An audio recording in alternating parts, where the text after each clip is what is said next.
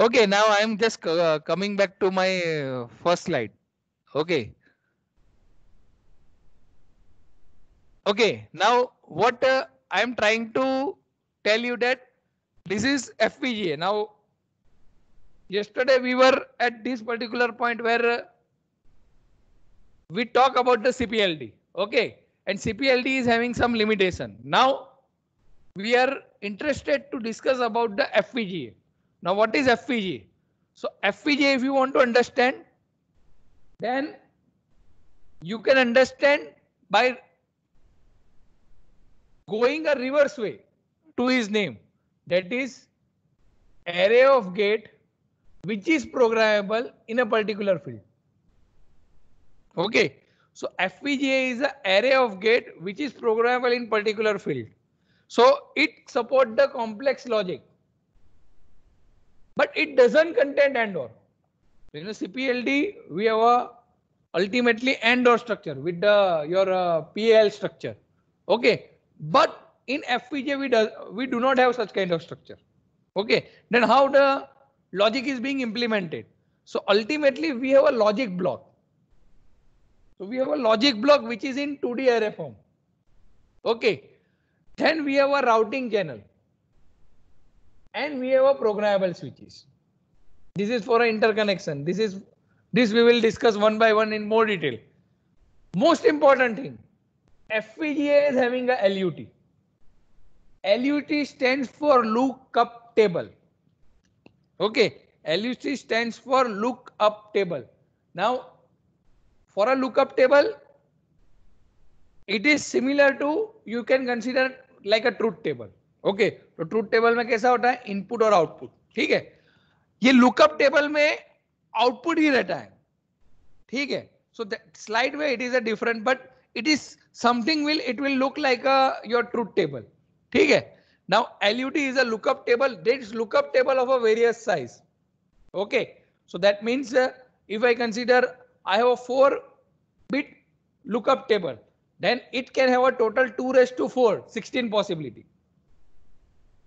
Similarly, if I have a 6 input lookup table, then it suggests that it is having a 2 raised to 6, 32. Or sorry, 2 raised to 6, 64.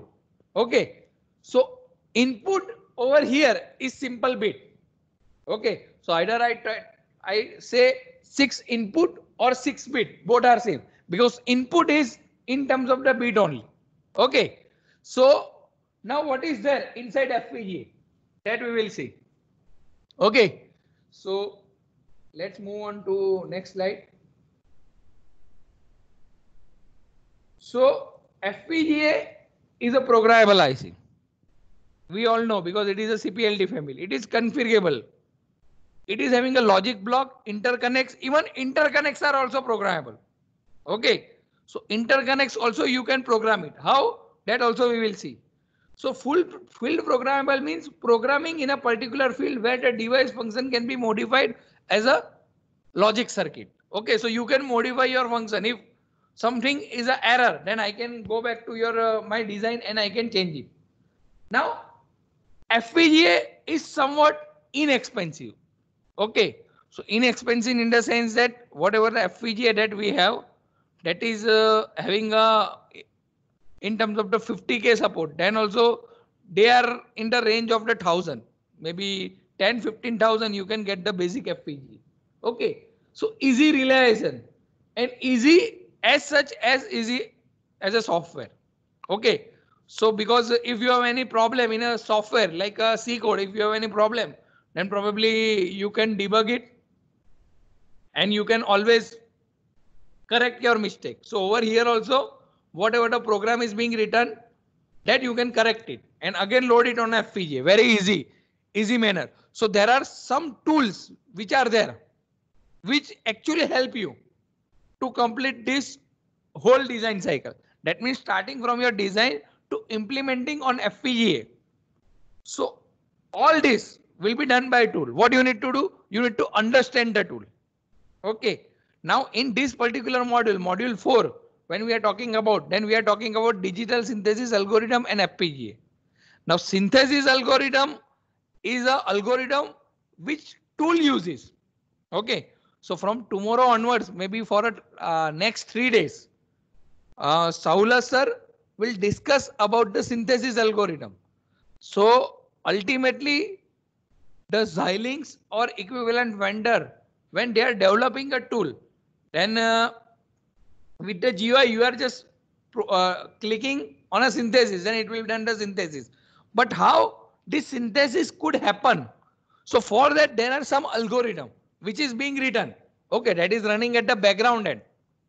But still you need to understand that how this kind of synthesis algorithm is being run and what is the background story, that what are inside those algorithms. So those will be discussed in next 3 days, where Saula sir will discuss about the synthesis algorithm. Okay. So currently for present case, we consider that we have a direct option synthesis. Once we click it, then the design is being synthesized, and through that we can generate the .bit file which can be implemented on a FPGA. So it is very easy. Okay, we need to just click on a command and we can easily operate it. So it is as easy as your software.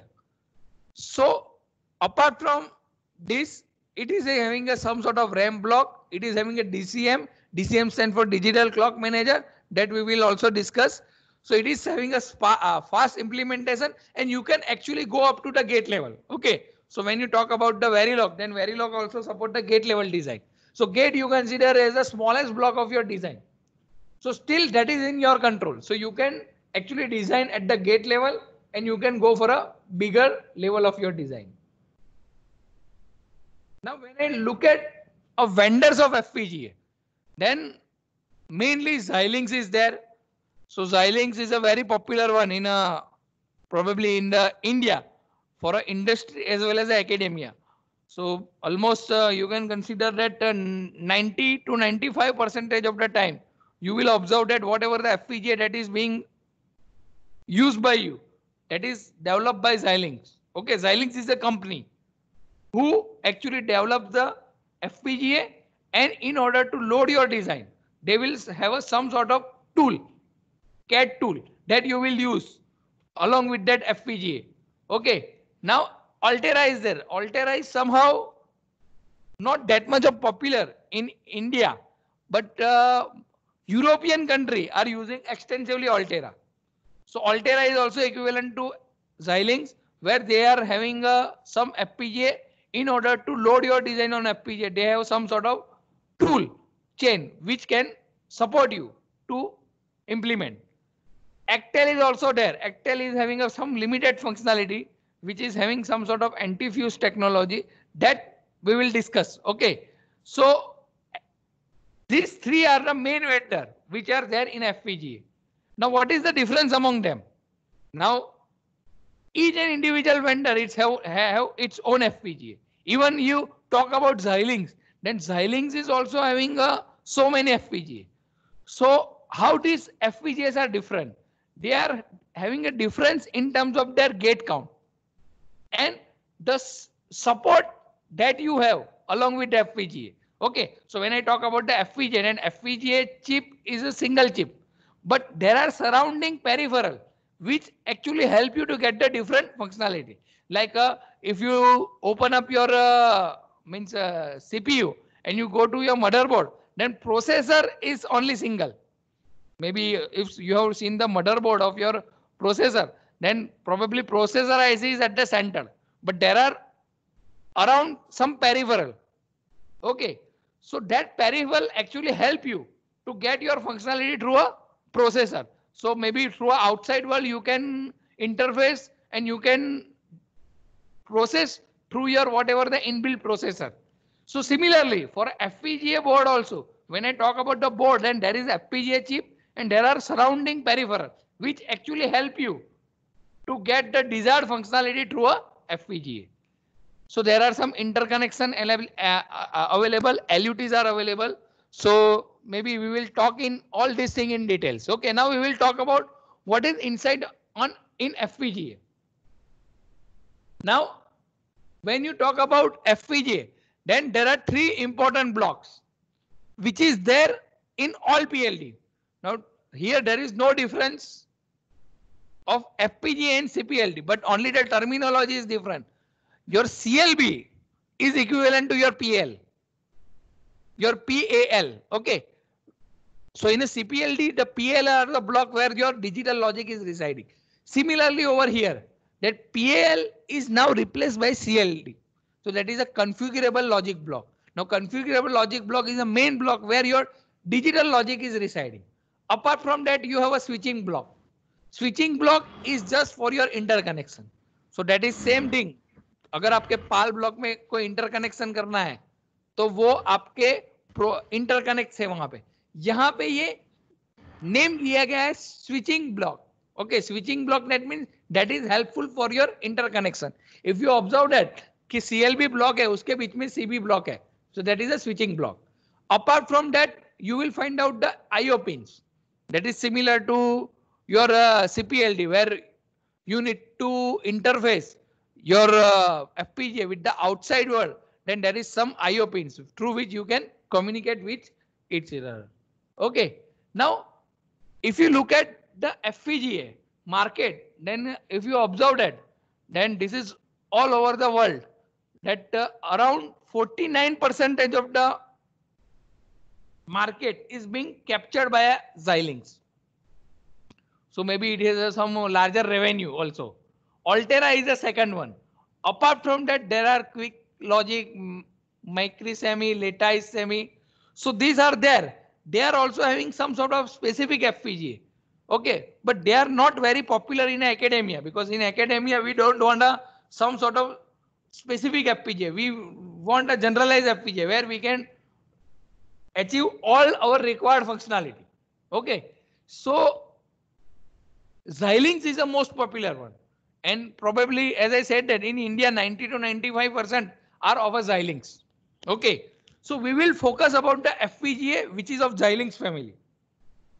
Now if you look at the FPGA, then their FPGA with the different company or different vendor, they have some inbuilt architecture. Okay, so when I talk about the Xilinx, then they are having some symmetrical array. Actel is having some row base. Altera is having some hierarchical PLD. Then for a logic type to store your logic, the Xilinx is using lookup table. Maybe other one is using some another PLD block. For a switching block, Xilinx is using static RAM, SRAM. Okay, so presently our focus is what we are using currently. Okay, so as I said that in Indian 90 to 95% of academia or even a company are using Xilinx. So that's why we will focus on a Xilinx. See, whatever the company is having, they all having a different logic block, different programming technology and different architecture. Now you are free to explore anyone, but we have some limited time. So I am not talking about all the block. I am talking about only a Xilinx and what the Xilinx is supporting. Okay, so as I said that ki different company ka different hai. So if you have a specific use of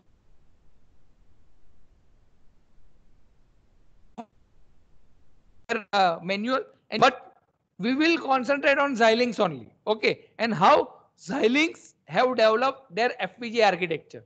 So we will see that. Yes. Yes. Any doubt?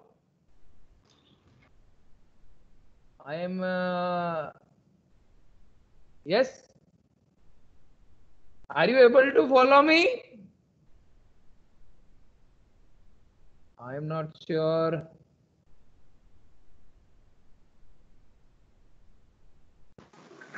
Yes. Okay, are you able to follow me? Are you on the same slide, that is 23 FPGA? Yes, sir. Okay, thank you. Sir, so it One would be doubt, sir. Yes. You can means ask one by one. I think I am hearing some voice from a girl. Probably you can ask first. so Yes. your voice is getting cut sometimes. Oh, think Uh, maybe you can turn off the camera. that is good idea. I think that I can do it. Okay. Okay. Okay. Now I think probably we can save lots of bandwidth. So with that we can. Okay. Now any doubt? I think somebody is asking about the doubt. Maybe you can raise your hand so that. Now am I audible clearly? Yes, sir. Okay. Okay. I think some hurry. Yes, sir. Yes. You can ask your question. Yes. Move Yeah, ahead. other than you said that we have FPGs for Xilinx and Altair. Of course, in our college we are using even Zinc board. We are also using. Zinc. The thing is, Okay. yes, sir. Okay. Complete your question. Yeah, even Intel is having a specific boards related boards. They are Yes. also having with FPGAs. Yes. Are they same or are they different? Okay. See, Intel, if you talk about, I am not sure about the Intel, whether Intel is generating a FPGA. Okay. But of course, Intel may be having some board. For that board, they are having they are using a FPGA which can be of Xilinx type. See, when I talk about a board, then it is like I have so many things on a board. Okay, like maybe for an Intel, they are having some specific processor for Yes, their software programming. Along with that, they can have a FPGA. yeah. Okay, so Yes, sir. what is my what I can say opinion is that there are many company which are developing their own board.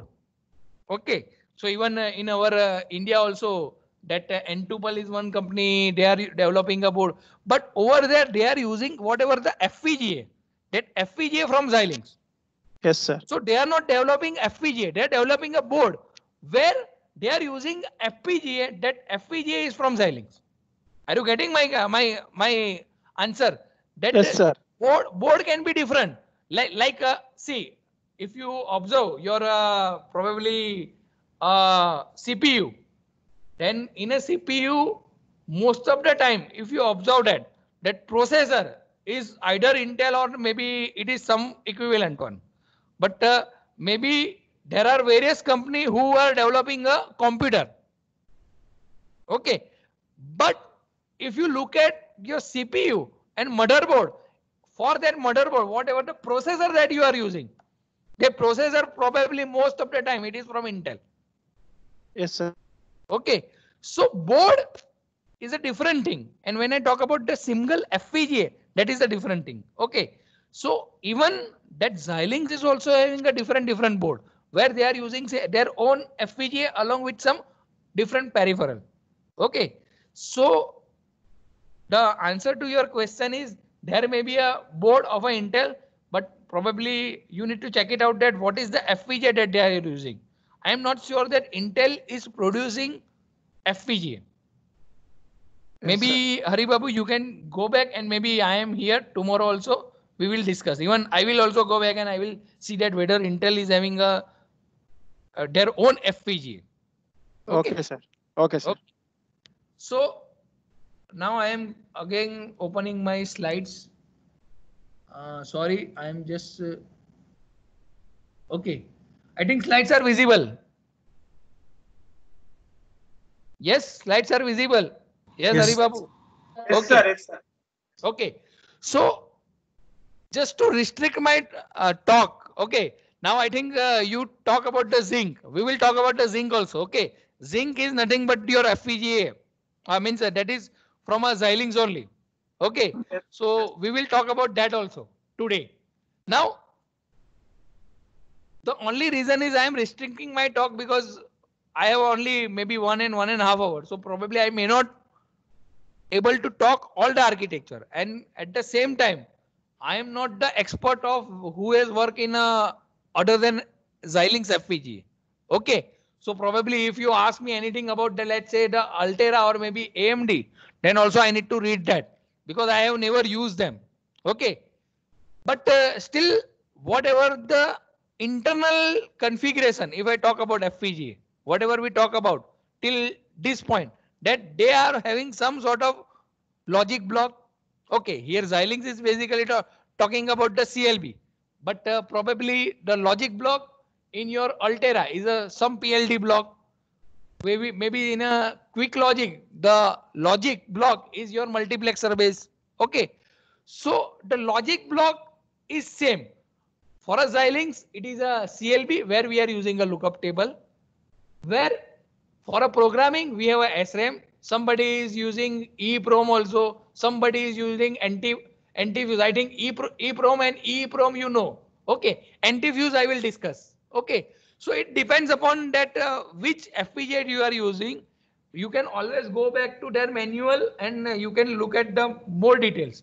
But probably we will restrict our discussion to FPGA of Xilinx family.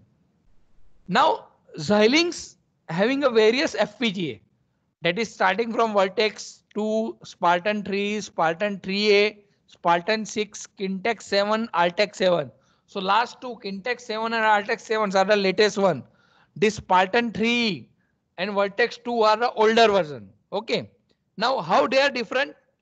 They are different in terms of the gate count. Now, if you remember that at every 2.5 year, the technology is changing. Okay, so probably means before 10 years, we are talking about 90 nanometer, 180 nanometer, but probably we are talking about now 28 nanometer or maybe lower than that. Okay, so Xilinx is also come up with the different technology, and with that, they are of course increasing the gate count. Okay, so gate count is basically increased by reducing the technology itself. Okay, now with that, they are having a different FPGA family. Now latest Xilinx has come up with the 7 series architecture. Okay, so that also we will discuss. So what is 7 series architecture? But before that, try to understand what is a simple FPGA architecture. Then we will talk about what is actually today the FPGA architectures are there. Okay, so CLB, input output, programmable block, RAM block, other resources. So presently FPGA is also having a dedicated RAM block. They are having some dedicated multiplier.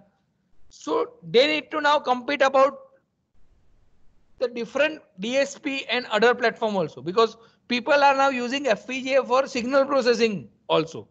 So when I talk about the signal processing, then in a signal processing, maybe I need some multiplier, I need some adder. Okay, so now FPGA is coming with the dedicated multiplier and adder you are having. So you do not have to start from the scratch. Okay, so maybe something is available directly to you, ready for use, then you would like to go for that. So that's why Xilinx is also having a different FPGA, where one particular FPGA, let's say Spartan 3A. So Spartan 3A is basically useful for a DSP application. Okay, where you have a dedicated adder multiplier. Now, but if I do not want to go for a DSP application, I have a simple digital logic.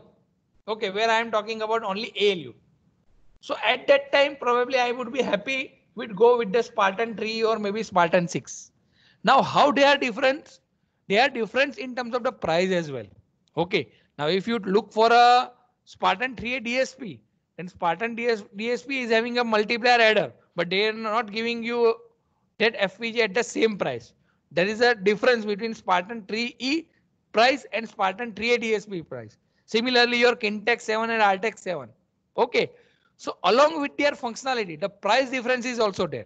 So sometimes if I know that my application is this, where I do not need to go for some sort of complex DSP algorithm, then probably I would like to stick with the simpler FPGA, where I do not have to spend much money.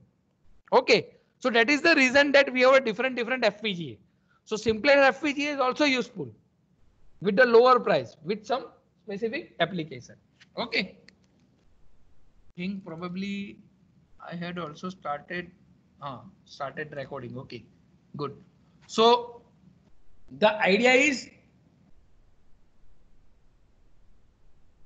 now I need to understand what is CLB. So as we discussed that FPGA is having a CLB. Now what is CLB? Now we will talk about CLB and switching block one by one. Now let's talk first about the CLB. Now what is inside the CLB? So ultimately CLB is having a LUT, as we have seen that whatever the logic block, or in a FPGA we are talking about configurable logic block. Okay, so that configurable logic block is having a LUT. So Xilinx FPGA is using some sort of LUT structure, that is a lookup table. That lookup table you have, along with that you have a D flip-flop and one mux. So inside your CLB, that is a configurable logic block, you will find out the lookup table and mux as well as your flip-flop. Nothing else. Okay.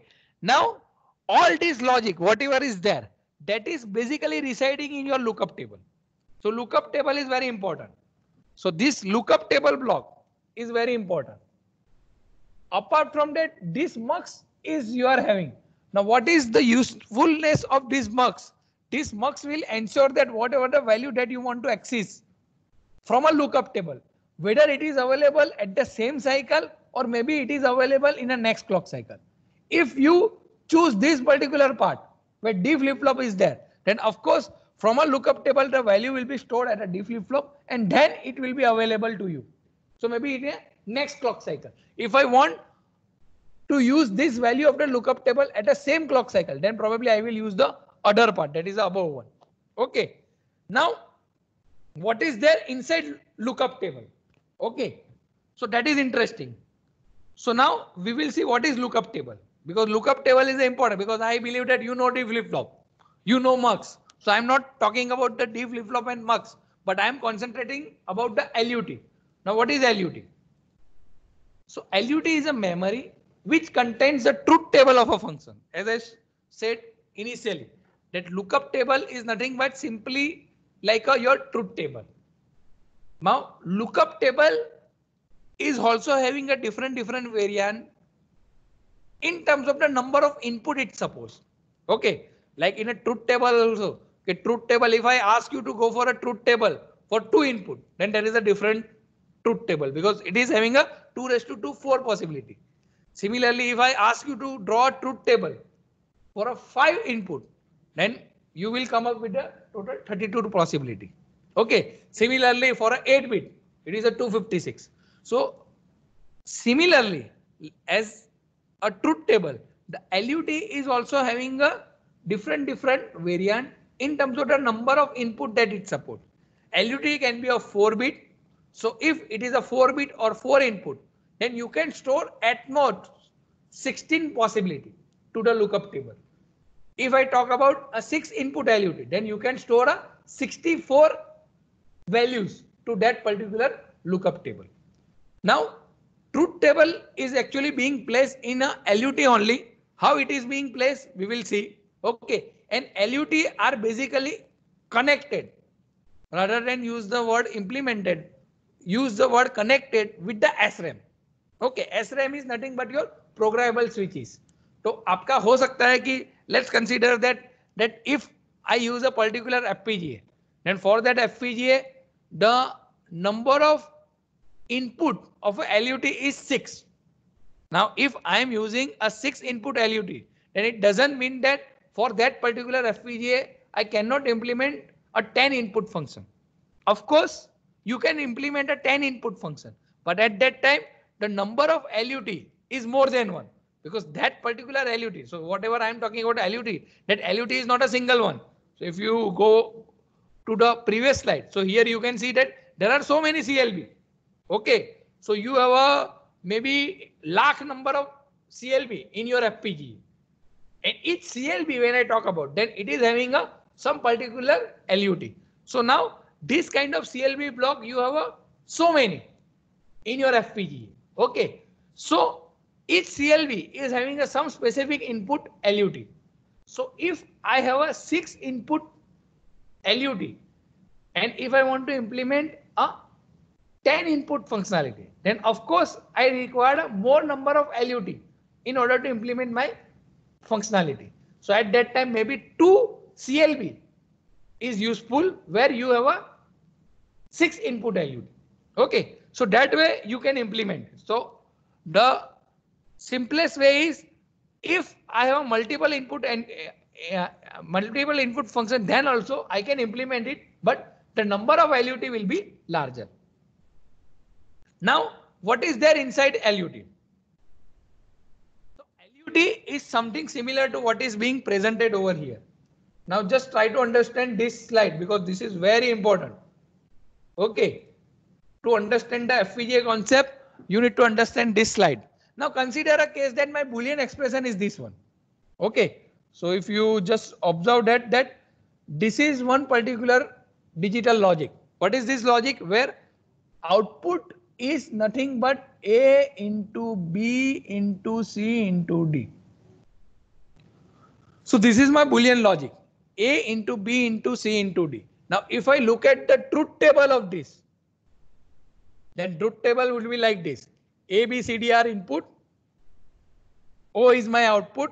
So total 16 possibility are being defined.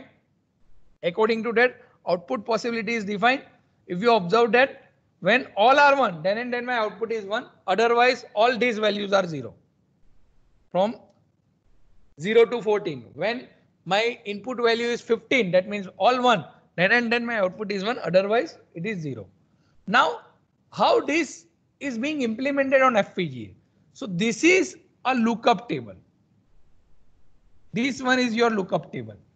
This is your D flip-flop and this is your mux. Okay, so this is my CLB. Whole is my CLB. Now, if you look at the lookup table is storing only your output.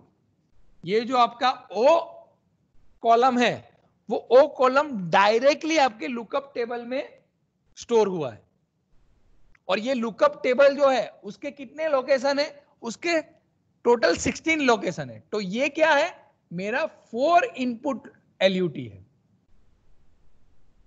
ठीक है ये जो particularly मैं slide बता रहा हूं जिसमें 4 input LUT है अगर आपका FPGA 6 इनपुट LUT को सपोर्ट करता है तो आपका ऐसा जो स्टोरेज है जो आपकी ये पर्टिकुलर LUT में number of you can consider is something like a book rack okay तो बुक रैक में ये टोटल स्लॉट्स जो है ये अभी 16 है क्योंकि ये 4 इनपुट LUT है अगर आपका 6 इनपुट LUT है तो आपका 6 इनपुट LUT में आपके टोटल ऐसे 64 रैक हो गए जिसमें आप कुछ ना कुछ स्टोर कर सकते हो so here at each particular location I am now defining each particular rack or each particular row as a location so I can store a output value at each and individual location okay so always the input output are in terms of the bit so I am storing 1 bit at a one particular location okay now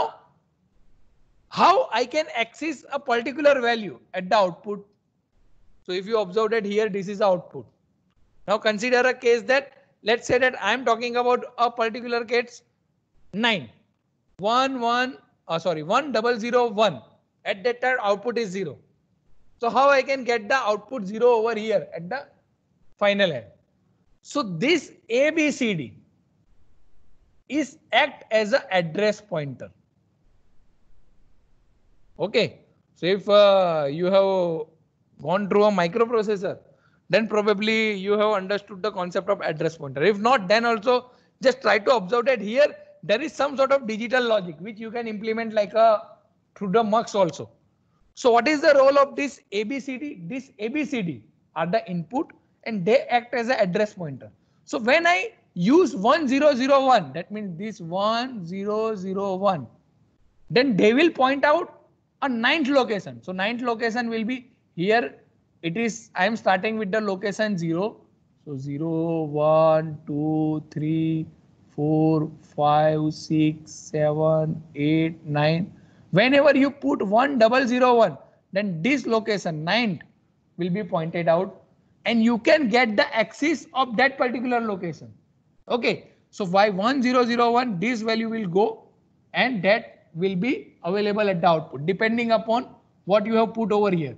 Here you are considering this is selection 0, this is 1. So when selection is 0, then ultimately whatever from this location that will go as a out. Okay, if you have any other value, okay, let's say that probably I am having some 1001 value. Okay, so 1001 is 0, 1, 2, 3, 4, 5, 6, 7, 8, 9. Whenever you put 1001, then this location 9th will be pointed out and you can get the axis of that particular location. Okay, so by 1001, this value will go and that will be available at the output depending upon what you have put over here. Here you are considering this is selection 0, this is 1. So when selection is 0, then ultimately whatever from this location that will go as a out. Okay, if you have any other value, okay, let's say that probably I am having some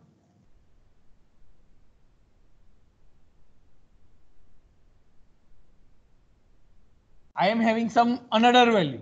Okay, then how it will work? So let's say that I am at a trip all are 1. So if all are 1, then ultimately A, B, C, D all are 1. Then all are 1, then this will pointed out this last location. Okay, so from this last location, this value will be less and it is available at the output. Okay, so now if you observe that here we are not having any kind of AND or a structure. Okay, यहाँ पे हम अपना जो truth table का output है वो directly lookup table में store कर रहे हैं और जो हमारा ट्रूथ टेबल में इनपुट है वो मेरा इस मेमोरी जो लुकअप टेबल को मैं एज अ मेमोरी मान रहा हूं वो मेमोरी को एड्रेस पॉइंटर की तरह यूज कर रहा है. तो मेरा इनपुट एड्रेस पॉइंटर हुआ, जो इनपुट की वैल्यू होगी उस हिसाब से वो पर्टिकुलरली मेमोरी के लोकेशन को एक्सेस करेगा और उस पर्टिकुलर मेमोरी लोकेशन पे जो वैल्यू स्टोर्ड है उसको मुझे एज अ आउटपुट दे देगा. ठीक है. So ultimately in FPGA we don't have any kind of error. We have only lookup table. In a lookup table we are mainly storing a output value, and that output value which is being stored, a particular value can be accessed through my input which act as a memory pointer. So this way you can store it. Okay, so A, B, C, D, which are the input, which are act as an address pointer, and output can be present value or previously stored value. So present value is directly accessible through this part, or previously stored value I can access through this particular part where I can put this value as a 1. So if I put this value as a 1, then whatever the address pointer is there, from that you can get the access of the same value.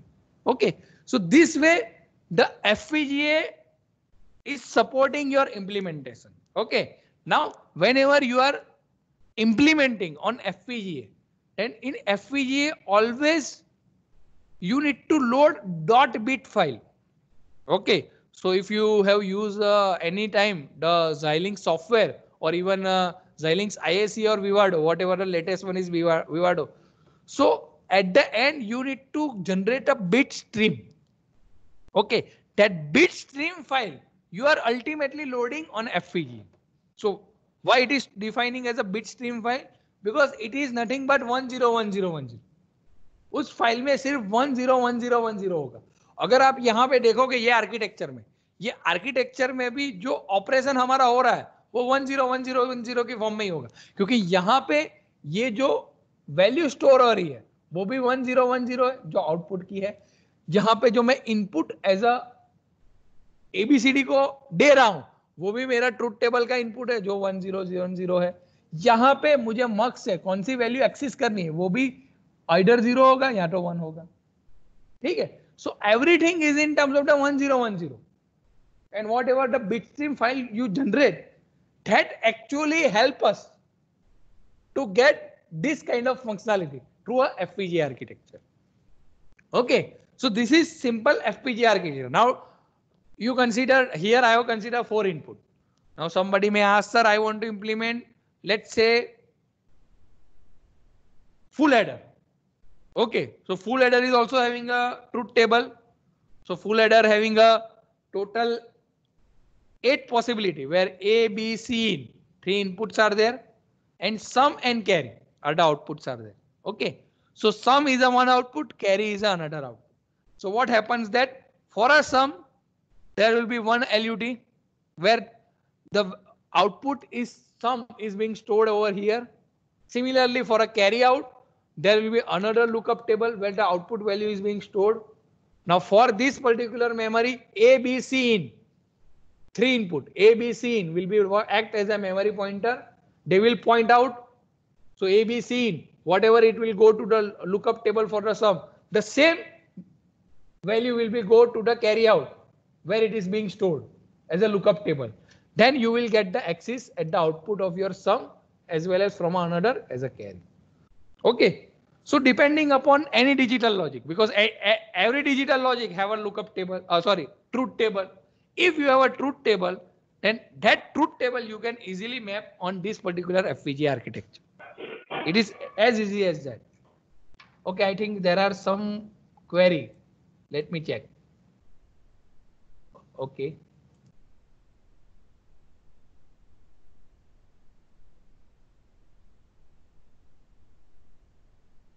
Okay. So if my mux select line bit is 1, then how will it behave at output? Can you explain this, sir? Okay. So the question is being asked by a Saurabh. Okay. So for us, this, your question is, if my selection is 1, then how it works? Okay. So for a selection, how it works, that again, whether it is a selection or not selection, you will have a ABC value. Oh, sorry. Okay, whether it is a selection or not selection, definitely you will have a B, C, D value. With that, it will point out to one particular location. Let's say that it is pointing out the last location. So now what happens, that if this selection is 1, then it has to take this value. Okay. So what happens, that whatever is being accessible from here, that will be available at the output in a next clock cycle. So you will get a delay of 1. Of course, you can access the same value, but here you will get the delay of 1 because of this D flip flop. Okay. So sometimes in your application, it may happen that you would like to access the output at the same time, or maybe at a next clock cycle. Okay. So this structure is simply supporting that whether you want a output value at the present clock, or maybe it is at the next clock. That depends upon whatever the selection. So here in a original slide, I have choose it 0. So that's why this way the output is being available. Okay. So that is just a delay. It doesn't change the functionality. Okay. Now let me see the another question.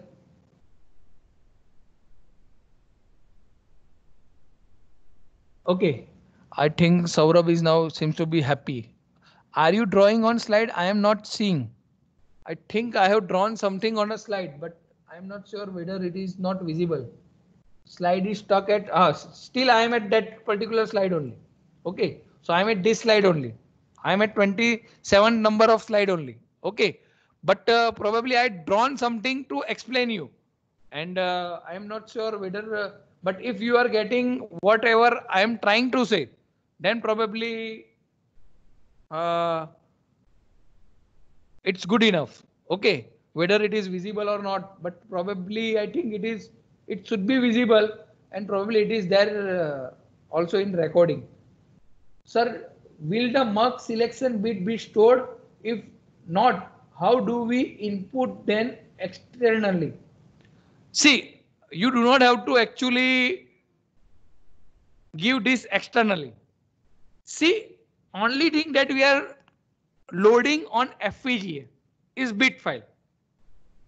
Okay. So ultimately, that dot bit file carries all this information. Even means you just open up that bit file. Probably this bit file is not even it is accessible to you. That dot bit file is some sort of compiled version that directly you load it. Even that dot bit file information is 1010, but even if you able to open it, then also it is very difficult to understand it. Okay. Out of this bit stream, because that bit stream is not a 8-bit or 10-bit, it is a long bit stream. So out of this particular bit stream, Xilinx has designed basically a tool such a way that that tool will understand that out of this bit, how many bits or what are the bits that it needs to store for your LUT, what are the bits that I need to take as an input. So as a user end, I'm not worrying about that or how Xilinx is, or I'm not actually put my effort to understand that how the bit stream is being working. For me, what is important that whatever I have designed, that is being implemented on FPGA, and that actually you can access it on a hardware. If I have designed it a full header, then for a FPGA you can actually get the functionality of a full header. Okay, for me that is important, nothing else. I hope I have given you the answer. I think there are some more questions. So we write HDL code and then convert into .fit file and dumping in FPGA. Am I right, sir? Yes, Nandini. Exactly the same thing is being done. So .bit file, I am not worrying about that, or I am not try to decode what is there in the .bit file. For me, what is in my hand, whatever the code I have written, that is important. Now .bit file तो मेरे लिए एक intermediate procedure है, ठीक है, कि वो मुझे करना है क्योंकि FPGA .bit फाइल को ही समझता है, वो मेरी डिजाइन को नहीं समझेगा, ठीक है. FPGA आपके .bit फाइल को समझता है, तो वो FPGA का प्रॉब्लम है कि वो .bit फाइल को किस लैंग्वेज में समझता है. मेरे लिए तो क्या है कि मैंने जो अपना डिजाइन बनाया उससे जो .bit फाइल जनरेट हो रही है वो करेक्ट जनरेट हो रही है कि नहीं, वो आपको टूल बता देगा. अगर आपका बिट स्ट्रीम में कुछ एरर है तो वो आपको बता देगा कि this bit file is not proper, so FPGA will not be able to actually load it. आप लोड ही नहीं कर पाओगे. पर अगर आपने FPGA में .bit फाइल लोड कर ली, that means whatever the code is now you have designed, the same thing is now behaving as a FPGA. I think I have given you the answer. So what is the maximum number of input that LUT can take? Because if my input is more than the limited input of a single LUT, then it will have to access the more LUT. Okay. So the question that Saurabh has asked, that what will be the maximum input LUTs are available. Okay. So whatever the latest 7 series architectures are there, they are having a 6 input LUT support. Okay. So currently whatever the FPGA, whatever my knowledge I have, according to that, it is supporting up to maximum 6 input LUT. Okay. See, that number of LUT is supporting. That is not need to worry whether it is a 4 input LUT or 6 input LUT. Ultimately, if my design is of 10 input LUT or maybe it is a 20 input LUT, then also you can implement on a FPGA. But the only thing is the FPGA is having a limitation that it can support at a time only 6 input LUT for a 1 CLB. Okay. So if you have a 10 input or 20 input LUT, then FPGA will automatically decide that now I need to use a multiple CLB.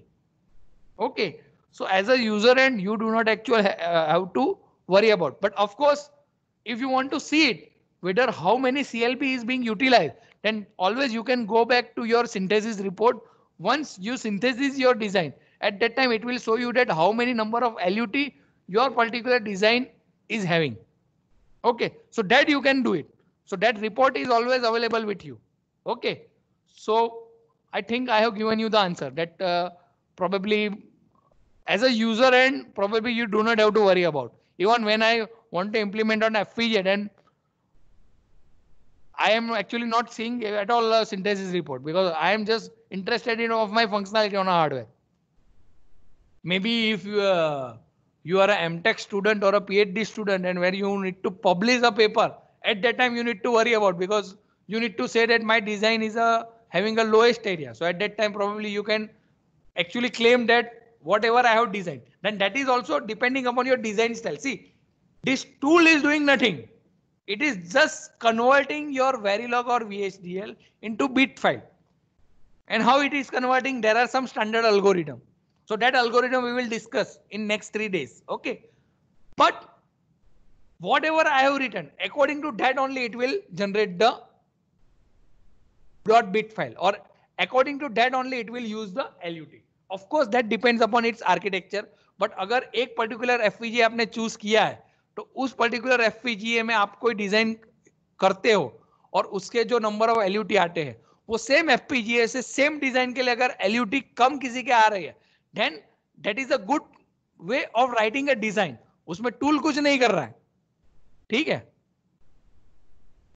Okay, I think we can move ahead because we have so many things to discuss. I am not sure whether I can complete it. Okay, this is another way. Okay, this is another way you can do it. Now here just important thing is how this particular, see, here I have a LUT. So this is output. This is there in my LUT. Now in order to access that LUT, In a previous slide, we have used that input are using as an address pointer. So one of the way to use that as an address pointer, you can use a 3 to 8 decoder. So probably you know the decoder. Okay. So if I have a 3 input LUT, then this is the input. This will go to the decoder. Now according to that, one particular location is selected. If I use 0, 0, 0, then this decoder output is probably these all are 0.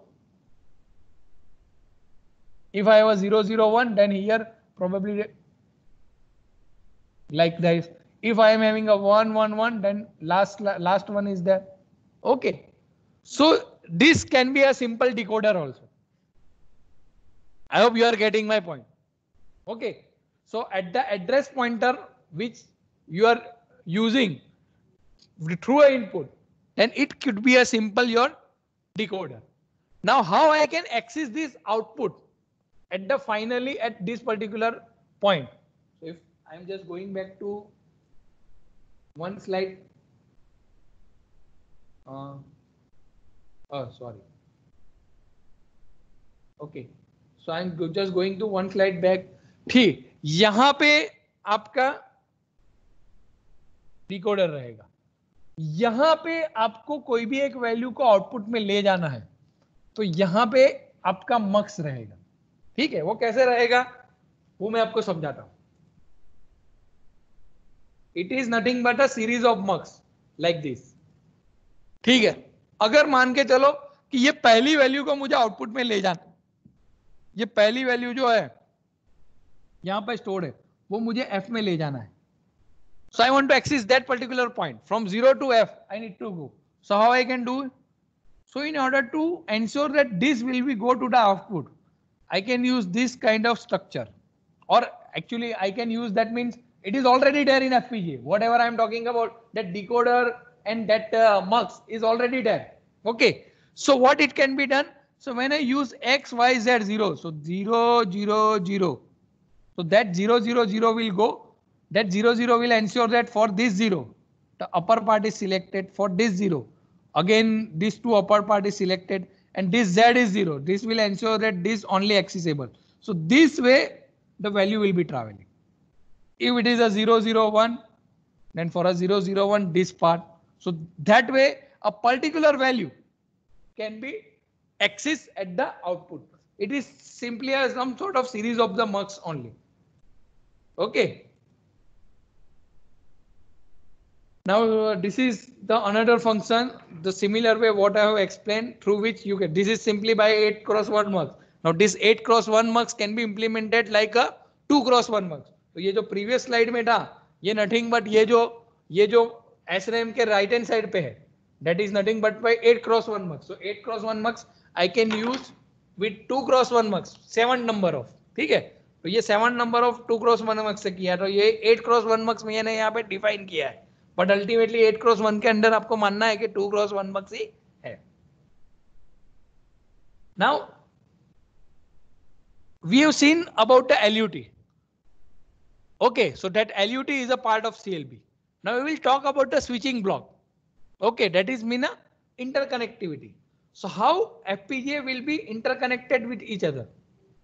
So ultimately for a Xilinx, they are using SRAM kind of structure to have a programmability, or you to have an interconnection.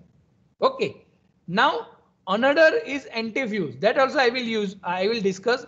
That is for Actel and Quick Logic. But जो Xilinx और Altera है, जो world के 89% of the market capture करता है, उनका जो switching block है इंटरकनेक्शन के लिए वो SRAM यूज करते हैं. ठीक है. So there is an antifuse that I will discuss. EEPROM and EEPROM, probably that you know, so I am not probably discussing it. Okay. Now SRAM based logic. अभी ये जो SRAM based logic है ना, उसमें SRAM implement करने के लिए there are different way. Okay, so SRAM basically क्या है, आपका इंटरकनेक्शन की तरह यूज होता है. तो इंटरकनेक्शन कैसे इंप्लीमेंट कर सकते हैं? Ultimately at the transistor level. तो वो एक पास ट्रांजिस्टर होता है. So I hope all of you know the pass transistor concept. Okay, if not, then also I can explain it in a simple way. that this is simple my pass transistor of NMOS. NMOS pass transistor में क्या होगा कि जब भी ये simply आपका MOS है, ये आपका गेट है, ठीक है, ये आपका सोर्स हुआ, ये आपका ड्रेन हुआ, ठीक है, depending upon the gate this is simply as good as switch. ये स्विच का कंट्रोल आपके गेट के ऊपर है. अगर मेरा गेट एक्टिव हुआ NMOS में, जब मैं 1 देता हूं तब वो गेट ये स्विच ऑन होता है. तो जब मैं NMOS में गेट पे 1 दूंगा तब ये स्विच क्लोज होगी. तो फिर क्या होगा कि जो सोर्स एंड पे होगा वो मेरा ड्रेन पे जाएगा. So this point two this point the value will transfer. Okay, connection में आपको यही चाहिए. कनेक्शन में क्या होता है, स्विच होगा, स्विच में आपको एक पॉइंट से दूसरे पॉइंट में या तो कनेक्शन मेक करना है या तो फिर ब्रेक करना है. So that you can do it with the NMOS. Okay, so NMOS, now there is also way to you can use a PMOS. PMOS में आप 0 दोगे तो होगा, लेकिन NMOS is popular. Now transmission gate, तो transmission gate भी same करता है कि यहाँ पे जो आप इनपुट पे दोगे, depending upon that this 2 point will be connected. अगर 0 दोगे तो 0 से ये कनेक्शन होगा, 1 दोगे तो 1 से देगा, ठीक है. So this is just for a connection from between this 2 point.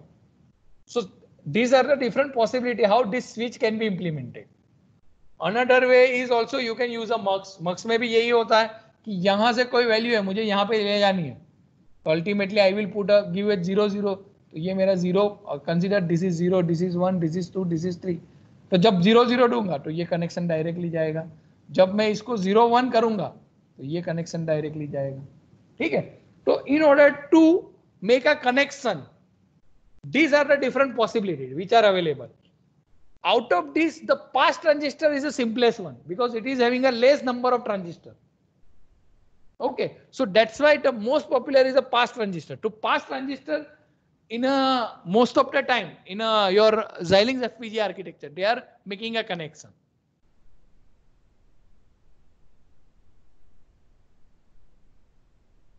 Okay, so next slide. This is also same thing what I have explained it. Okay, so that is a static RAM where through a cell whatever the value is there, it is having a some sort of routing channel. Routing का मतलब क्या होगा, एक end से, what I mean by route, route means from source end to destination and I need to move. Okay, okay, this is somewhat important for a switching block. तो आप जो switching block की बात करते हो, तो देखो आप अगर स्विचिंग ब्लॉक का आर्किटेक्चर देखोगे तो स्विचिंग ब्लॉक के आर्किटेक्चर में क्या है कि अगर आप स्विचिंग ब्लॉक का आर्किटेक्चर देखोगे तो स्विचिंग ब्लॉक के आर्किटेक्चर में आपके ये kind of cross bar structure होता है. वो क्रॉस बार स्ट्रक्चर हर एक पॉइंट पे मिलेगा. देखो अगर ये मैं ए स्विचिंग ब्लॉक की बात करूं तो यहाँ पे ऐसे लाइन है, कुछ ऐसे लाइन्स है जो ऊपर के स्विचिंग ब्लॉक के साथ है, यहां पे भी ऐसा अंडर है. तो हर एक स्विचिंग ब्लॉक में ऐसे क्रॉस बार स्ट्रक्चर होंगे. वो क्रॉस बार स्ट्रक्चर आपका एक पर्टिकुलर ये पॉइंट है, ठीक है. वो हर एक पॉइंट को अगर मैं जूम करके देखूंगा ना तो ये स्ट्रक्चर आपका आएगा. That I define as a 6 transistor SRAM structure.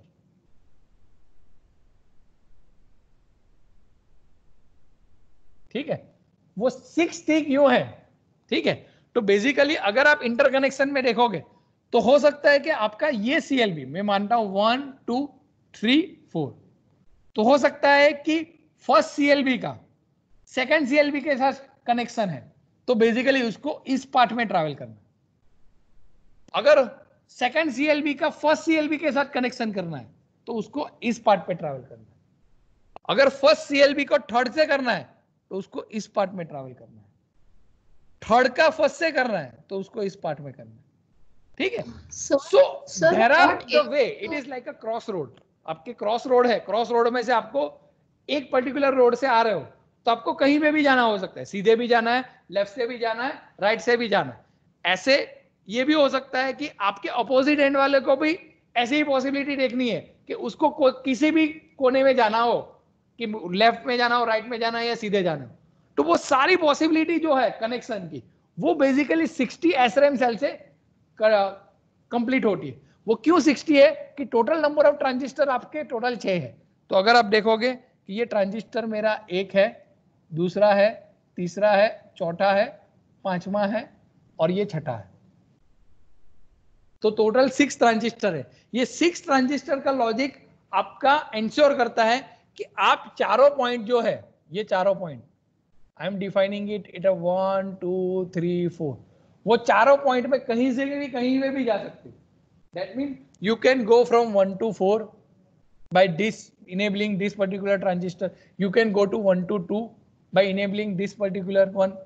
अगर 1 to 3 में जाना है तो आपका ये ट्रांजिस्टर ऑन होगा, अगर आपका 4 to 3 में जाना है तो ये ट्रांजिस्टर होगा, अगर आपका 2 to 3 में जाना है तो ये ट्रांजिस्टर होगा, आपका 3 to 1 में जाना है तो ये ट्रांजिस्टर होगा। ठीक है, सो अल्टीमेटली यहाँ पे ये जो 6 ट्रांजिस्टर का लॉजिक है, वो 6 ट्रांजिस्टर का लॉजिक ये इंश्योर करता है कि आपका कहीं से भी कोई भी पॉइंट से कोई भी पॉइंट की कनेक्टिविटी आपको मिल जाएगी। It is something like a exercise for you, you just observe that कि इसको मैं 6 ट्रांजिस्टर से कम में कर सकता हूं, प्रोबेबली नॉट। ओके, अगर मुझे ये 4 डायरेक्शन है और 4 डायरेक्शन में से किसी भी एक डायरेक्शन से किसी दूसरे डायरेक्शन में जाना है, तो उसके लिए जो मुझे नंबर ऑफ ट्रांजिस्टर की रिक्वायरमेंट है वो 6 ही रहेगी, वो मिनिमम है। 6 से कम में अगर आप करोगे तो probably you are missing something where from one point to one point connectivity is not there. There is some question, maybe let me check. Your explanation not visible, is it so? I am not sure. Let me check whether I have shared the screen or not.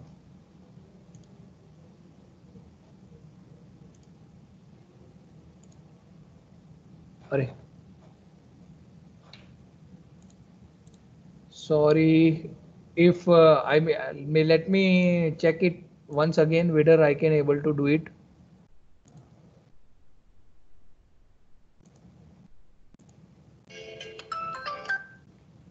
Uh, 1 minute, huh?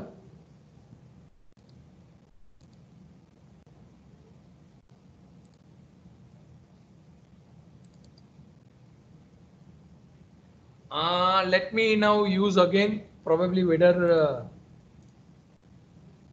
see what I am trying to tell you that if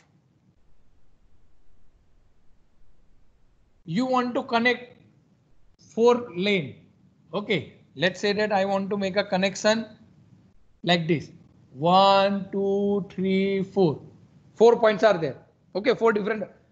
Is it visible now? Yes, sir. Okay, so what is ensure that this 6T transistor, okay, ये 6T transistor structure है, तो ये 6T transistor क्या ensure करेगा कि मैं यहां से 1 2 3 4, it is like a cross road, कि मुझे कोई एक पर्टिकुलर डायरेक्शन से आ रहा हूं और मैं बाकी की 3 डायरेक्शन में जा सकता हूं कि नहीं। तो वैसे ही आपका इस पॉइंट से इस पॉइंट की कनेक्टिविटी, इस पॉइंट से इस पॉइंट की कनेक्टिविटी, इस पॉइंट से इस पॉइंट की कनेक्टिविटी, उसके लिए हर एक ट्रांजिस्टर है। Similarly for 4, if you look at कि 4 को 1 के साथ कनेक्टिविटी चाहिए तो एक ट्रांजिस्टर चाहिए, 4 को 3 के लिए चाहिए तो एक कनेक्टिविटी चाहिए, 4 को 2 के लिए चाहिए तो एक चाहिए, सिमिलरली 4 को 2 को चाहिए, 2 को 4 के लिए चाहिए तो एक ट्रांजिस्टर। ठीक है, so this way you can do it. Okay, so that's why this 6 transistor structure as being utilized. Now ये 6T ट्रांजिस्टर इंश्योर करता है कि आपका हर एक डायरेक्शन की एक पर्टिकुलर डायरेक्शन में अगर जाना है तो उसके लिए कनेक्टिविटी मिल जाए। तो आप ये सोचो कि ये जो आपका 6T ट्रांजिस्टर स्ट्रक्चर है वो आपके हर एक ऐसे पॉइंट में है। यहां पे 6T ट्रांजिस्टर है, यहां पे, यहां पे, यहां पे, नॉट ओनली डायगोनल, ये जहां जहां पे इंटरसेक्शन पॉइंट है वहां पे 6T ट्रांजिस्टर स्ट्रक्चर है। ओके, तो with this the problem with the FPGA is that कि FPGA का 70 to 80% ऑफ द एरिया है ना वो इंटरकनेक्शन में ही जाता है। आपके 30% एरिया ही CLB के लिए है जहां पे एक्चुअल आपका लॉजिक जाता है। बाकी का तो जो 70% एरिया है वो आपके लॉजिक कनेक्शन में ही चला जाता है, ठीक है. So still with this the FPGA is supporting a very high gate count, ठीक है. If somehow in a future, if somebody comes out with some clever technique where we can have a efficient routing, where instead of this 60 maybe we can have a reduced number of transistor, or maybe some another means where we can reduce this area of an interconnection, then probably the FPGA gate count will increase drastically. But presently the Xilinx is having following this basic architecture where they are having a 60 SRAM structure, and for each particular interconnection you will find out this 60 transistor. Okay, are you getting? Okay, so let me move ahead. Again, this is same thing I am not explaining. Okay, anti-fuse. Okay, most of the FPGA आपका SRAM 60 SRAM का connection follow करता है. Antifuse is a specific, कुछ एक्टेल quick logic करके जो है वो आपका एंटीफ्यूज टेक्नोलॉजी यूज करता है, ठीक है. एंटीफ्यूज टेक्नोलॉजी जो है वो प्रोग्रामिंग तो है, लेकिन वो आपका वन टाइम प्रोग्रामिंग है, ठीक है. वो एक बार आपने प्रोग्रामिंग कर लिया, उसके बाद चेंज नहीं होगा. But still it is one time programming is allowed. That's why it is also part of a PLD. ठीक है, वो कोई फिक्स फंक्शनैलिटी आपको नहीं मिला, आपने जो लिखा है उसके हिसाब से वो एक टाइम प्रोग्रामिंग करेगा. वो कैसे करता है वो देखते हैं, ठीक है. अभी एक्टेल में क्या है कि यूजुअली आपका हाई इंपीडेंस स्पेस होता है. ये आपका ये जो यहाँ पे कनेक्शन एंटीफ्यूज लिखा रहा है वो आपका क्या डिफाइन करता है कि ये एक आपका एंटीफ्यूज है. वो एंटीफ्यूज में अल्टीमेटली ये स्ट्रक्चर है. तो ये बाय डिफॉल्ट आपका हाई इंपीडेंस स्टेट में रहता है, ठीक है. इसको लो इंपीडेंस स्टेट में लाना पड़ता है. लो इंपीडेंस हाई इंपीडेंस स्टेट में जब होगा तब ये पर्टिकुलर पॉइंट और ये पर्टिकुलर पॉइंट दोनों डिस्कनेक्टेड में हुए हैं, ठीक है. अगर उसका कनेक्शन करना है तो मुझे क्या है कि हाई वोल्टेज अप्लाई करना पड़ेगा. When I apply a high voltage, then this will be connected. This will be connected so that this can move from this end. Okay, तो ये नेम क्यों एंटीफ्यूज है? ये फ्यूज से टोटली ऑपोजिट है. हमारे फ्यूज में क्या होता है, अगर फ्यूज में आपका हाई वोल्टेज होता है तो क्या होता है कि जो पॉइंट होता है वो ब्रेक हो जाता है, जिसकी वजह से आपका जो डिवाइस है उसमें हाई वोल्टेज ना पहुंच पाए. आपके हर एक डिवाइस में फ्यूज होता है. I am not sure how many of you have seen that fuse. और वो फ्यूज में एक कॉपर का वायर होता है, ठीक है. वो कॉपर का वायर का क्या फंक्शनैलिटी होती है कि जब भी हाई वोल्टेज आता है ना तो वो कॉपर का वायर पिघल जाता है, जिस नॉर्मल फ्यूज. ये एंटी फ्यूज है क्योंकि इसमें हाई वोल्टेज देने से वो कनेक्ट होता है, जबकि हमारे नॉर्मल फ्यूज में हाई वोल्टेज से वो डिस्कनेक्ट होता है. So that's why the name is given as anti fuse. Okay, कि इसमें हाई वोल्टेज देने पे ये दोनों पॉइंट कनेक्ट हो जाएंगे, और ये पॉइंट कनेक्ट हो जाने के वो क्या होगा कि आपका जो इस एंड पे है वो इस एंड पे चला जाएगा, ठीक है. So this way the connection is possible over here. So that is antifuse technology. As I said that antifuse technology is having some specific application. So there may be a application की आप you are having some sort of peripheral which you need to connect with your processor. So usually processor जो होता है उसकी frequency बहुत high होती है, लेकिन आपका जो पेरिफेरल है उसकी फ्रीक्वेंसी ऑपरेटिंग फ्रीक्वेंसी कम होती है. तो उन दोनों को सिंक्रोनाइज करने के लिए, क्योंकि maybe you have fix up that this peripheral always I want to interface with my processor. तो there can be a FPGA which is of anti-fuse type, and that you can use it. So one time you have established the synchronization with your processor to peripheral. Now all the time they will communicate with each other, ठीक है. तो antifuse technology का use क्यों हो रहा है? क्योंकि वो लेस एक्सपेंसिव है. वो लेस एक्सपेंसिव है जिसकी वजह से आपका जो FPGA है जो एंटीफ्यूज टेक्नोलॉजी को सपोर्ट करता है वो भी आपका कम प्राइस में मिल जाएगा, ठीक है। But the problem is that it can support only one time programming. एक बार आपने प्रोग्राम कर दिया तो वो उसी के हिसाब से चलेगा, फिर उसको चेंज नहीं कर पाओगे आप। Okay, now we have some present FPGA. Okay, so that present FPGA is some adder multiplier counter. Okay, as I said that now FPGA has to compete with the DSP processor.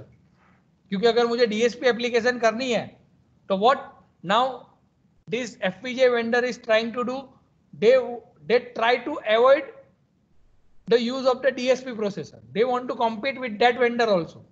ठीक है, तो DSP processor में अगर आप देखोगे तो DSP processor में simple आपका सिंपलेस्ट आर्किटेक्चर, अगर आप कोई भी DSP एप्लीकेशन दोगे तो सिंपलेस्ट आप उसको फिल्टर कर सकते हो, FIR फिल्टर, IR फिल्टर। तो उसमें आपका सिंपल ब्लॉक जो होता है वो मैक यूनिट होता है, मल्टीप्लायर एंड एक्यूमुलेटर। तो multiplier and accumulator are basic building block that you can have in your design. तो वो मल्टीप्लायर और एक्यूमुलेटर ब्लॉक आपको एज इट इज FPGA में मिल जाता है। अगर आप कोई FPGA यूज करोगे जो स्पेसिफिकली DSP एप्लीकेशन के लिए डिजाइन किया गया है तो उसमें आपको डायरेक्टली ये ब्लॉक मिल जाएंगे जिससे आप DSP एप्लीकेशन को इजीली इंप्लीमेंट कर पाओगे। आपको एडर और मल्टीप्लायर डिजाइन करने की जरूरत नहीं है, उसमें एक सिंपल मैक यूनिट होगा, जैसे आपका CLB है, ठीक है, वैसे एक डेडिकेटेड मैक यूनिट होता है। वो मैक यूनिट आप यूज कर पाओगे डायरेक्टली तो आपका DSP एप्लीकेशन इंप्लीमेंट हो जाएगी।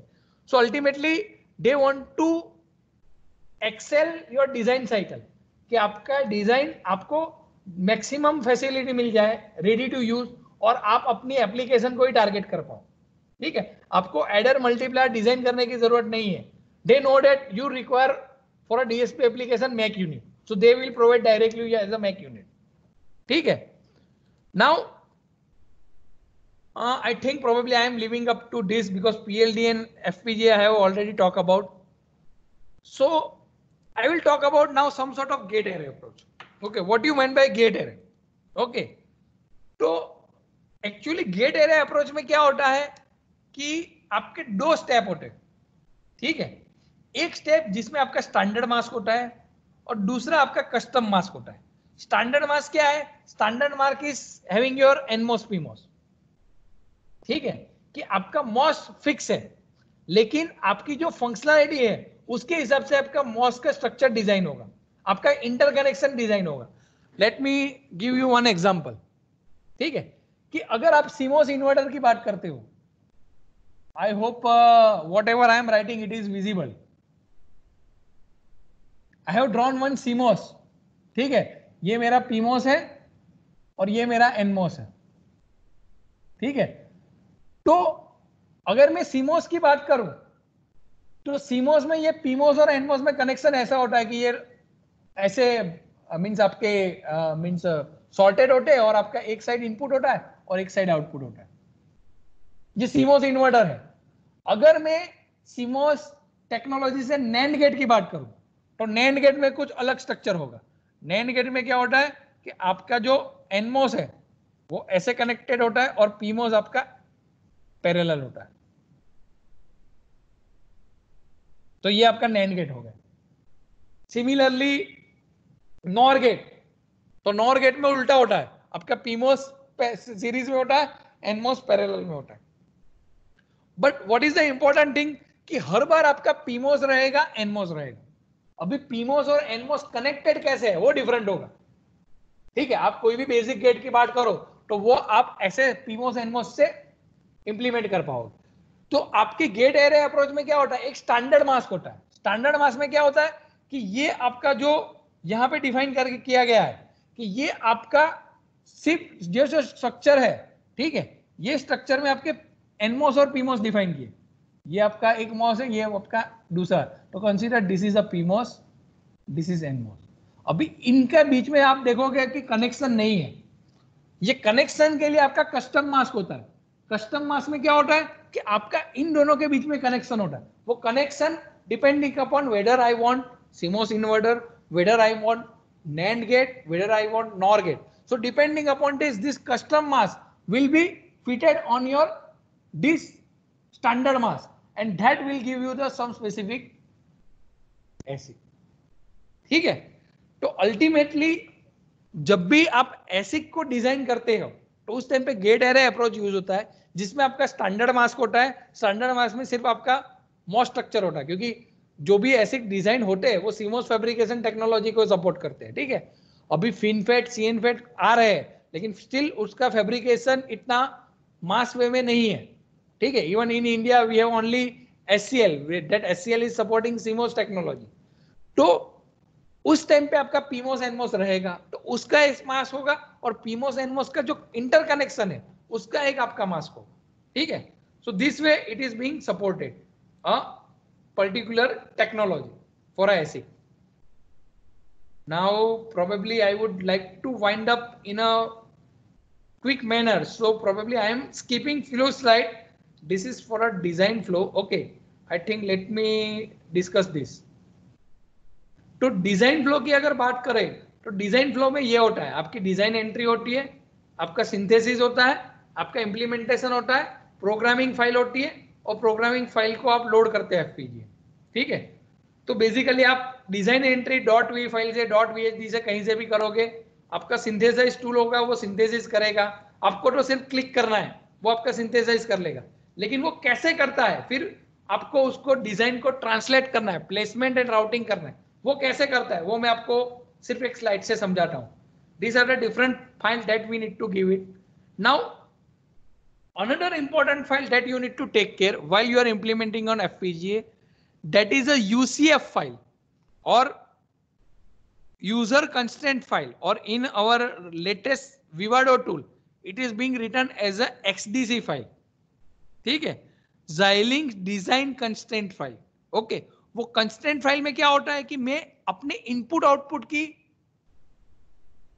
मैपिंग के बारे में इंफॉर्मेशन दूंगा. ठीक है, तो अगर आपने FPGA देखा होगा तो FPGA में बहुत सारी इनपुट स्विचेस होती है और आपका आउटपुट देखने के लिए LED होती है. It is similar to sorry I think board is Shailesh भाई,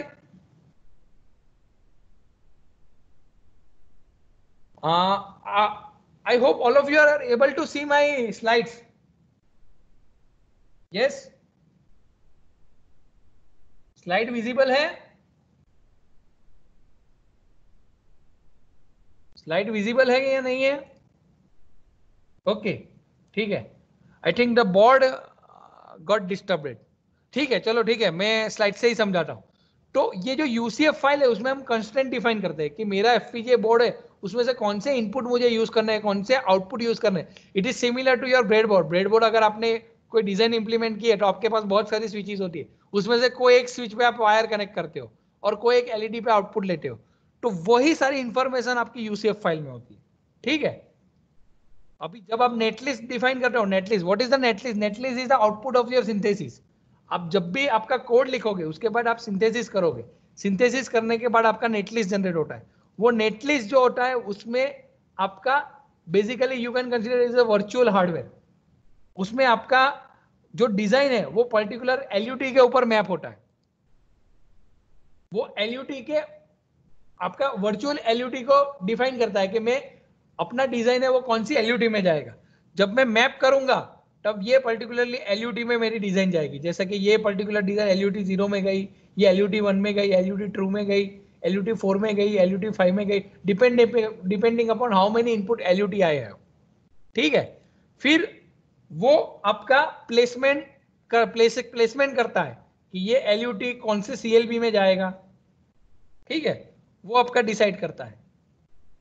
ये आपका जेनेरिक फ्लो है मेरे ख्याल से. ये आप यू कैन, मैं अभी आपको 5 मिनट्स में क्विकली लेटेस्ट FPGA के बारे में बताऊंगा. ठीक है, तो अभी जो लेटेस्ट FPGA है वो 3 कैटेगरी के हैं, Artex 7, Kintex 7 और Vertex 7. Artex 7 जो है वो आपके लोएस्ट प्राइस में मिल जाएगा और उसका पावर लो होता है. Kintex आपका इन बिटवीन है और Vertex आपका हाई परफॉर्मेंस है. हाई परफॉर्मेंस मींस वो आपके सबसे हायर गेट काउंट को सपोर्ट करेगा और एट द सेम टाइम उसकी प्राइस भी हाई होगी. और Artex 7 जो सिंपलेस्ट है उसमें आपका प्राइस लोअर होगी और गेट काउंट भी लोअर होगा. तो डिपेंडिंग अपॉन आपका एप्लीकेशन क्या है आपको चूज करना है। ऐसा नहीं कि वर्टेक्स 7 में खरीद लो, ऑफ कोर्स वर्टेक्स 7 खरीद लो, उसमें सबसे ज्यादा गेट काउंट होगा लेकिन उसकी प्राइस भी ज्यादा होगी, ठीक है। So that you need to worry about it. So this is simple comparison, Artix, Kintex, Virtex और लास्ट में जिंक है। ये जो जिंक है, ये Zynq is basically your ARM processor, okay, जिसमें आप सी कोड आपका इंप्लीमेंट कर पाओगे, ठीक है। अभी ये जो जिंक बोर्ड है, वो जिंक बोर्ड में आर्म कोर्टेक्स प्रोसेसर के साथ आपका एक एफपीजीए भी होता है, ठीक है। What is the use of that, कि sometimes what happens that you need to speed up your process. Usually आपका कोई भी आर्म कोर्टेक्स वगैरह जो प्रोसेसर होगा वो आपका असेंबली लैंग्वेज या सी लैंग्वेज को सपोर्ट करेगा। आप सी लैंग्वेज या असेंबली लैंग्वेज से वो आर्म कोर्टेक्स प्रोसेसर में इंप्लीमेंट कर लोगे, ठीक है। पर वो बेसिकली इंप्लीमेंटेशन जो होगा वो सीक्वेंशियली होगा, ठीक है, क्योंकि सी और असेंबली लैंग्वेज आपकी सीक्वेंशियल होती है, तो उससे आपकी स्पीड इतनी ज्यादा अच्छी नहीं होती। अगर आपको स्पीड चाहिए और अगर आपको रियल टाइम इंप्लीमेंटेशन के बारे में सोचना है तो आपको एफपीजीए यूज करना पड़ेगा। तो अभी क्या होता है कि आप टूल यूज करते हो, तो टूल में से आप ऐसा कर सकते हो कि आपका जो कोड है उसमें से कुछ फंक्शन को आप HDL में कन्वर्ट कर लो और वो HDL से वो FPGA में डाल लो। So that means still I have written my application in C, लेकिन उसमें से मैं कुछ फंक्शन को FPGA में लोड कर दूंगा और वो FPGA में लोड करने से क्या होगा कि वो फंक्शन जो है वो हाई स्पीड हो जाएगा, ठीक है, कि जिससे आपका जो एप्लीकेशन है वो basically that particular block are running on a high speed and with that you can get the real time performance, ठीक है।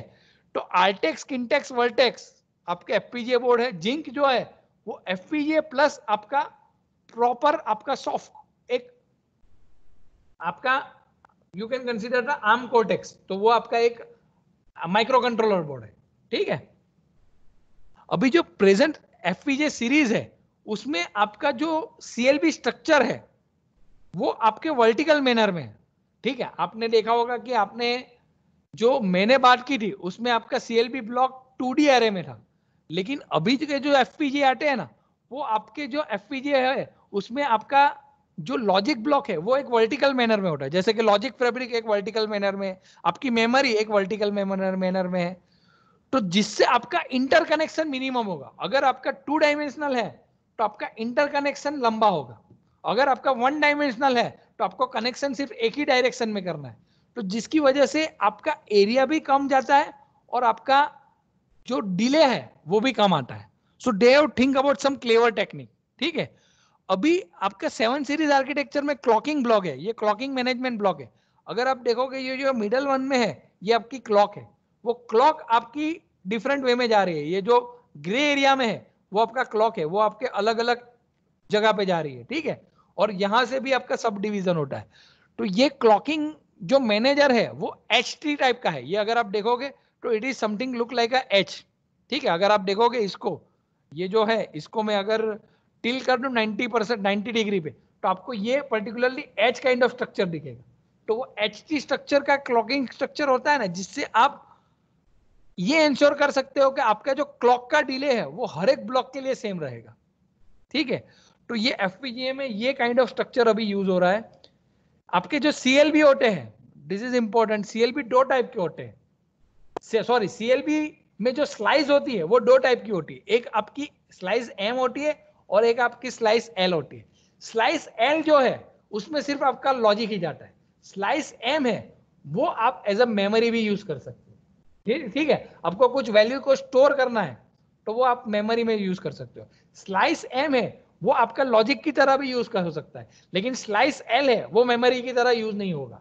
स्लाइस एल है उसमें सिर्फ लॉजिक ही जाएगा और स्लाइस एम है उसमें आप मेमोरी की तरह भी यूज कर सकते हो। अगर आपको मेमोरी की तरह को स्टोर नहीं करना तो वो स्लाइस एल की तरह भी यूज हो सकता है, ठीक है।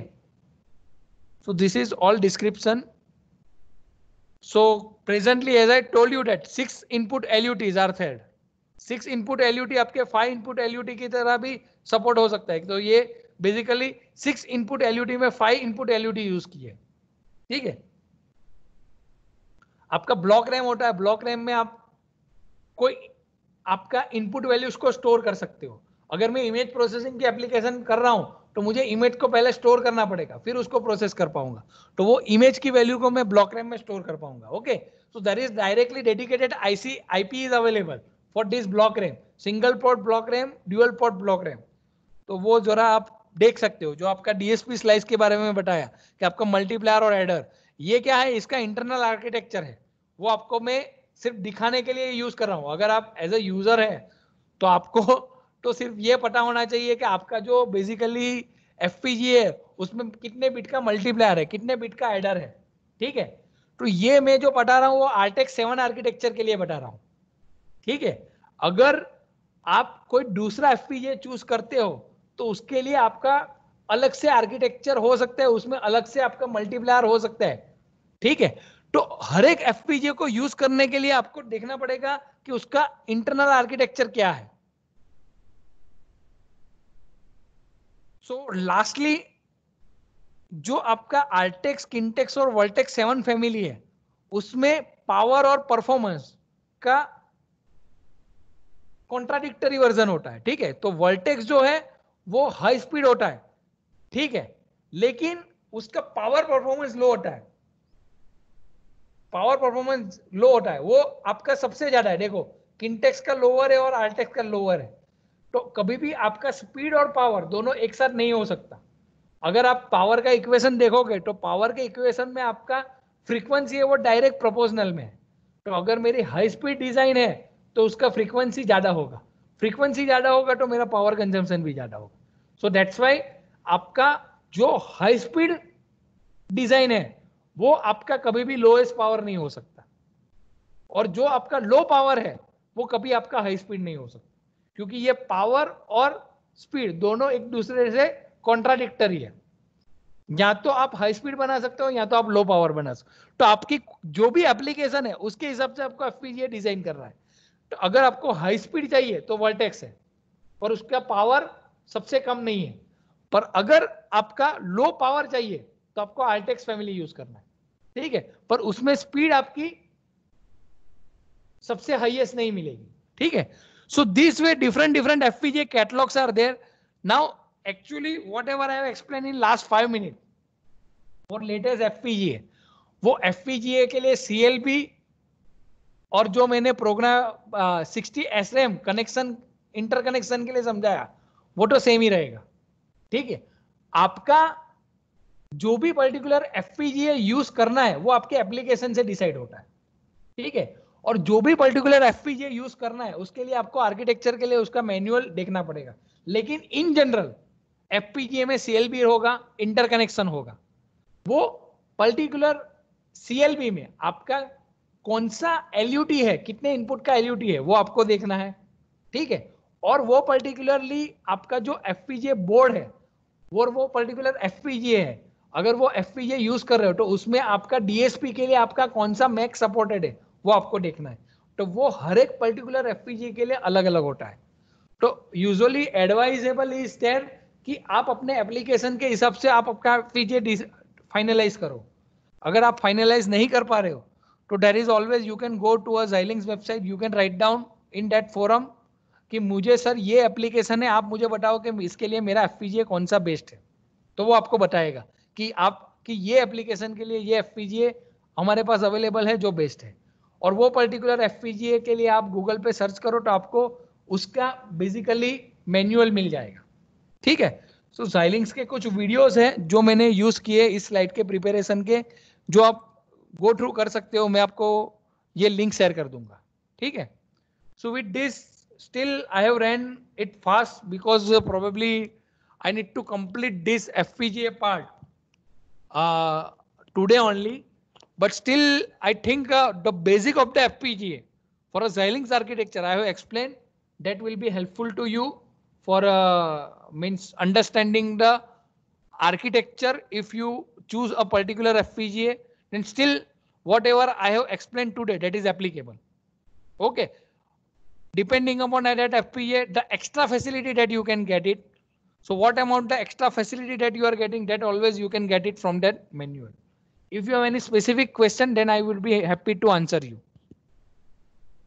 Yes, any question?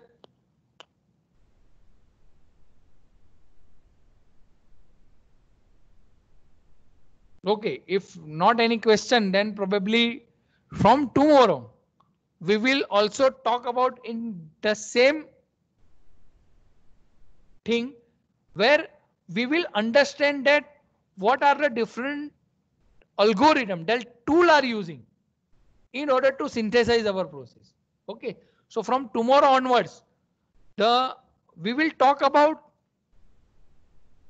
more about the tool perspective, that how the tool is using this such kind of algorithm in order to do the synthesis process, how it is doing a placement, how it is using a routing.